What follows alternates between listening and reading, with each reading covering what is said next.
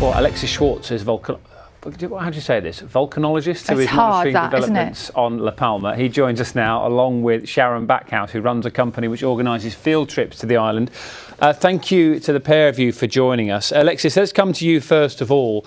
Give us an idea. I mean, we've been following this for days. So many of our viewers are fascinated by what's going on. What is the latest? What's the situation now on the island? Yeah, the situation at the moment is concern about the lava flows that may reach the sea.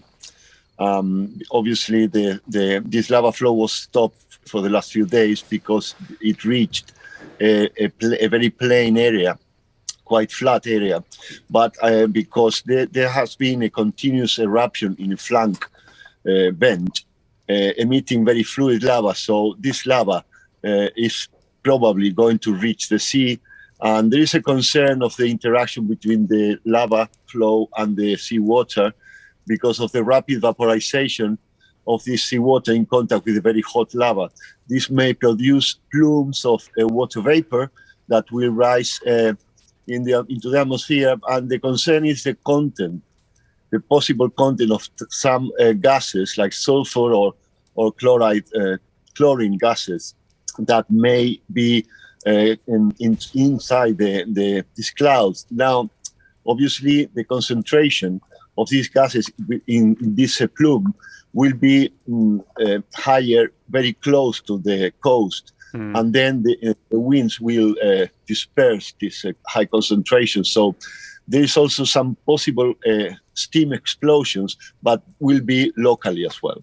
I think we've got live pictures of the volcano, which we can show our viewers this morning as well, Alexis.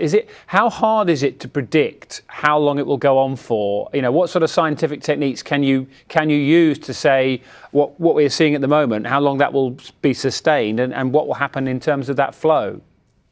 I'm afraid at the moment there are not accurate techniques that can tell you how long an eruption is going to happen. Well, that's the reality. I mean, regarding prediction of eruptions, we've seen that seismic activity and deformation are crucial to tell us whether an eruption is going to take place or not. But once the eruption starts, it's very difficult to determine, at least at present, how long this eruption is going to last and what the intensity of the eruption is going to be.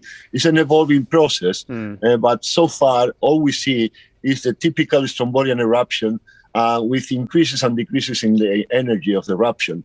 But I'm afraid we cannot really calculate by any means what the duration is going to be. And Sharon, with that sort of unpredictability about what will happen with the volcano, you know, you organise trips to La Palma. What are you telling people who are interested, those who have been booked on? What do you think is going to happen? It's a really interesting point, Dan, because our key aim to be here in La Palma at the moment is try to provide context. As a company, we train young scientists. In fact, we've just been in Tenerife for a whole month with some young students from the United States, from Canada, from the UK. And we've been training them in science communication because often there's a disconnect between what the scientists say and then what appears on the media. And what's very evident here, being here right now, is that sometimes scientists might put out some information which then is perhaps exaggerated or isn't accurately reported in the right context. So what we've been doing here, we've been having live feeds with our 3 students we've got here with us, Rosie Rice, Ben Ireland, and Ryan Bailey, who've been doing a fantastic job. So they've been doing their own transmissions, but every night we have a live feed and we try and put some context around the science that's happening and just try to say to people that, yes, this is the science, but this is what the actual implication is. Because, of course, all the big media companies are here at the moment. There's a lot of attention here in La Palma. But, you know, in a few days' time, perhaps everybody will go and people will still be here trying to deal with the aftermath of what is going on. And we will still be following the story here because a lot of promises are being made to the people of La Palma, a lot of money, a lot of politicians coming, lots of smiles and handshakes.